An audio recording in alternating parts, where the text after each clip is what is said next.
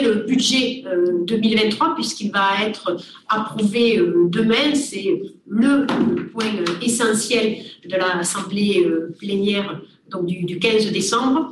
Donc c'est un budget où tout d'abord il n'y a aucune augmentation, zéro augmentation pour nos concitoyens pour les impôts, donc pas d'augmentation d'impôts, pas d'augmentation par le tarif de la cantine. On a pris en compte bien sûr la situation du pouvoir d'achat et le pouvoir de vivre de chacun, mais un budget puissant pour la transformation au niveau des aides de notre modèle de développement, transformation de notre modèle de développement sur la question des savoirs, j'y reviendrai, et sur la question de la souveraineté industrielle, énergétique, alimentaire. Puis nous avons donc zéro augmentation d'impôts, plus de savoir, plus de souveraineté industrielle, énergétique et alimentaire, et plus d'espoir pour la population. Ce budget donc s'approche des 3,7 milliards, donc un budget qui est conséquent, qui est un budget vert, où nous avons démontré l'augmentation forte des dépenses favorables et très favorables par rapport à l'environnement, puisque nous sommes passés en 2 ans, de 2021 à 2023, de 26% à 35%, ce qui est très significatif. Et nous avons, ça Agnès vous le développera, une situation budgétaire qui est saine, mais qui doit revenir sur les grands équilibres, puisque nous avons mis en place des dispositifs exceptionnels qui étaient liés aux questions des conséquences du Covid, du confinement, donc avec une augmentation très significative des aides, en particulier aux entreprises et pour la santé. Nous allons retrouver les équilibres budgétaires, c'est-à-dire je souhaite que nous retrouvions une capacité d'autofinancement supérieure, et c'est pourquoi l'épargne nette en une année, entre 2022 et 2023, va progresser de 50%, parce que nous devons revenir aux fondamentaux vraiment budgétaires de solidité, qui sont indispensables pour tous les investissements que nous avons à mener. Donc nous sommes la première région en matière d'investissement d'euros par habitant, parce que tout d'abord, nous sommes la région du volontarisme politique. Je vous disais encore hier au Figaro au titre de région de France. Et puis, nous sommes aussi la région qui avons la plus grande progression démographique et en même temps le plus grand besoin de la création d'emplois, puisque dans cette progression démographique, nous avons beaucoup d'actifs et il faut créer les fameux 24 000 emplois par an pour que le chômage n'augmente pas en Occitanie.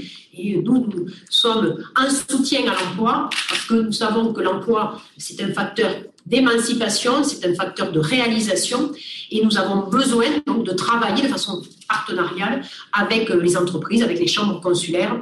Donc nous sommes la première région en termes d'investissement pour ces sujets, bien sûr, de création d'emplois liés à notre démographie la plus forte de France, mais aussi pour relier les gens, parce que nous voyons bien que l'enclavement de la région Occitanie, qui est la plus enclavée de France, est vraiment une vraie faiblesse, et donc nous devons en fait doubler quasiment notre budget par rapport aux autres régions sur les aides économiques pour pouvoir avoir des emplois ici et non pas à Bordeaux ou à Lyon.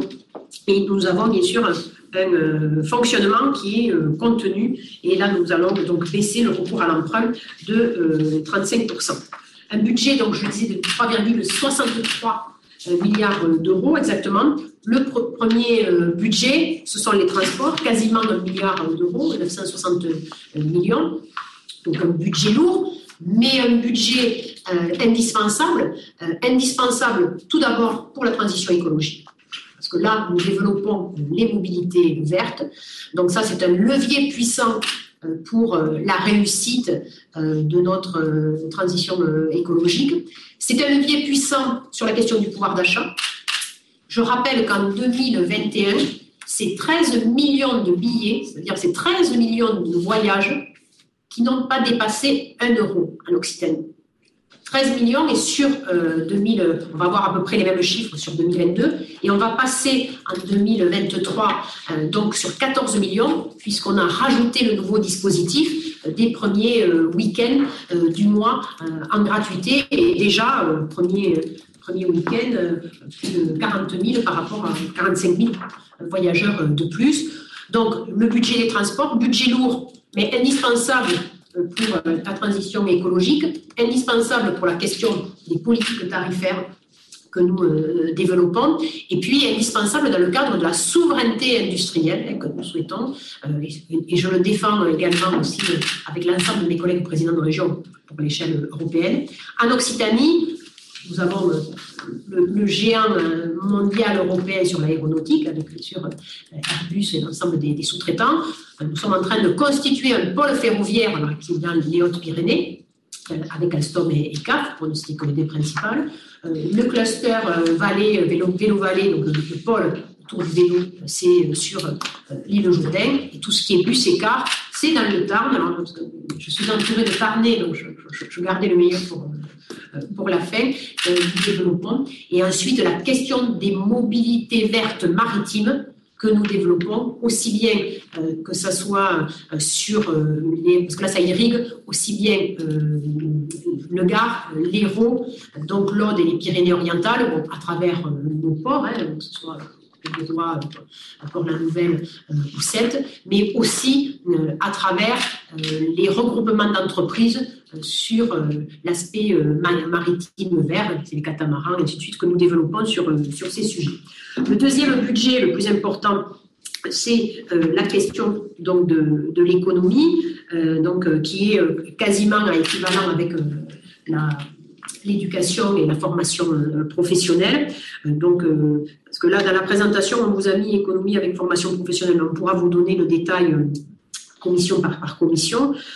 Donc là, nous sommes sur tout l'aspect économie de proximité, réindustrialisation, mais également économie touristique, et puis également donc agriculture. Là, on est sur des budgets de l'ordre de 600 millions d'euros. C'est quasi équivalent à 15 millions d'euros près au budget éducation, formation initiale, enseignement supérieur et au budget formation professionnelle pour les demandeurs d'emploi. Donc voilà les trois grandes parts du budget. Sur la question, donc je vais vous reprendre un peu les grandes thématiques sur la question de l'éducation et la question des savoirs, ce que j'ai indiqué dans la phrase introductive. Ce que nous voulons vraiment beaucoup développer, c'est la question de l'orientation scolaire. Nous allons nous investir de façon beaucoup plus forte. Nous avons commencé avec une nouvelle forme de salon. C'était hier l'expérimentation qui est couronnée de succès sur idées métiers, qui sont des salons de découverte des métiers, mais avec des techniques qui sont beaucoup plus adaptées donc aux jeunes, des techniques d'immersion, de pratique, ainsi de suite, TikTok, aussi des escape games, enfin, tous ces dispositifs que nos jeunes connaissent mieux que Vincent Garel, quand je vois son visage sur ces sujets. Mais vraiment, on leur parle en faisant cela. Et puis, un point important, c'est dans le cadre des expérimentations voulues par la Première ministre, nous avons candidaté pour être une région expérimentale au niveau français, pour que la région soit chef de file de l'orientation, de la découverte des métiers, que ce soit dans les collèges et dans les lycées. Et là, nous avons une réunion de travail donc dès vendredi avec le rectorat. Sur cette question aussi des savoirs, de la maîtrise de son destin, c'est le soutien aux associations. Donc, nous avons augmenté notre budget pour les associations et pour le handicap de 18%. Et nous continuons à avoir là aussi un budget solide pour la culture, que ce soit bien sûr la culture partout et aussi pour tous. Sur la question du sport, la nouveauté, c'est que nous avons décidé d'allier transport écologique et sport. Et donc, c'est le train à 1 euro pour les rencontres des clubs sportifs amateurs, c'est-à-dire toutes les rencontres. Donc, Jean-Luc Gibelin et Kamel Chibli ont débuté cette concertation avec les clubs sportifs. Donc, ça sera le train à 1 euro pour les rencontres des clubs sportifs amateurs, c'est-à-dire c'est la décarbonation des transports et l'aide au pouvoir d'achat. Et c'est 17 000 clubs amateurs qui sont concernés en Occitanie. Et cela est corrélé, on va donner une plus grande puissance au dispositif du train à 1 euro pour les voyages scolaires. Et on va recommuniquer auprès de l'ensemble des écoles, des collèges et des lycées, rappelant que pour les voyages scolaires, pour la découverte, les déplacements, c'est aussi le train à 1 euro. Donc sur les 2 annonces, on va dire les 2 scoops pour la presse, c'est le train à 1 euro pour les rencontres des clubs sportifs amateurs et également pour les voyages scolaires, que ce soit donc, dans le primaire ou dans le secondaire. Sur les questions qui sont très fortes pour nos concitoyens, c'est la santé du quart d'heure. Nous continuons le déploiement. Donc, j'avais indiqué que je souhaitais 40 recrutements cette année des soignants pour la santé du quart d'heure. Nous serons à 37, il me semble exactement, objectif atteint pour mes équipes, pour le vice-président Vincent Boune. Et l'objectif, c'est 60 sur l'année 2023. Donc des médecins, des secrétaires médicaux également. Et là aussi, sur la question de la santé, nous demandons 2 expérimentations au niveau du gouvernement et l'orientation et l'investissement hospitalier. C'est-à-dire que nous demandons à ce que nous ayons la délégation juridique mais aussi budgétaire de pouvoir construire et entretenir les centres hospitaliers, de réguler l'installation des personnels soignants et de décider de l'ouverture de formations, puisque aujourd'hui, on est toujours en train de demander une autorisation pour ouvrir des formations au ministère, et avec une lenteur et une méconnaissance de la réalité du terrain qui est préjudiciable pour mener un vrai service public de santé. Sur la question des transports, si vous avez des questions, on y répondra bien sûr avec Jean-Luc. Je vous le redis, c'est 14 millions de billets qui sont prévus à 1 euro donc sur 2023, parce que je vous rappelle que les abonnements, les trajets domicile-travail, c'est maximum 1 euro le trajet, c'est-à-dire c'est 2 euros par jour. Maintenant, c'est, je dirais malheureusement, l'équivalent d'un litre de carburant. C'est en plus les trains à 1 euro classiques que vous connaissiez, surtout côté Languedoc-Roussillon, qu'avait lancé Georges Frêche, qui sont plus sur les dépassements occasionnels et qui étaient plus sur l'été. Et nous rajoutons également la gratuité pour les moins de 26 ans, c'est-à-dire 14 millions de personnes qui bénéficient de trajets qui sont à maximum 1 euro, donc c'est vraiment très, très significatif. Et nous sommes mobilisés sur l'ensemble des mobilités ferroviaires, c'est l'armature, c'est de l'ensemble des mobilités, mais nous développons aussi le covoiturage. D'ailleurs, cela a été cité dans la presse nationale d'hier soir, puisque le gouvernement a décidé de donner un coup de pouce sur le covoiturage. Et les 2 régions qui ont été citées, c'est l'Occitanie et l'Île-de-France. Montpellier avait aussi développé ça. Il y a d'autres agglomérations, d'autres métropoles qui l'avaient développé, mais les 2 seules régions qui ont développé un dispositif de covoiturage, c'est Occitanie et Île-de-France. Et donc, on prend en charge une partie des frais pour le covoiturer, et c'est minimum 2 euros par trajet de rémunération pour le conducteur. Aussi, sur la voiture individuelle, parce qu'il y a des territoires où sans voiture, il n'y a pas de possibilité de mobilité. Donc, je le rappelle, ce sont des aides aux véhicules électriques, qu'ils soient neufs ou d'occasion. Et bien entendu, la question du vélo électrique, et par exemple ici sur la métropole de Montpellier, avec les aides du département, de la métropole, de l'État et de la région, c'est 1 050 € quand même d'aide, d'où l'envolée des commandes de vélos sur Montpellier. Quelques amis qui m'ont indiqué qu'il y a des retards de livraison, donc maintenant, avoir un vélo sur Montpellier, il y a vraiment un fort succès. Voilà les éléments dont je voulais vous parler. Sur l'aspect économique, donc un budget très fort, et nous avons présenté notre politique économique avec le vice-président Jaline Benabila. Tout à l'heure, là, je vais vous quitter pour une réunion avec 1000 chefs d'entreprise, la même chose que ce que nous avons fait. D'ailleurs, Vincent et Claire étaient présents donc à Toulouse.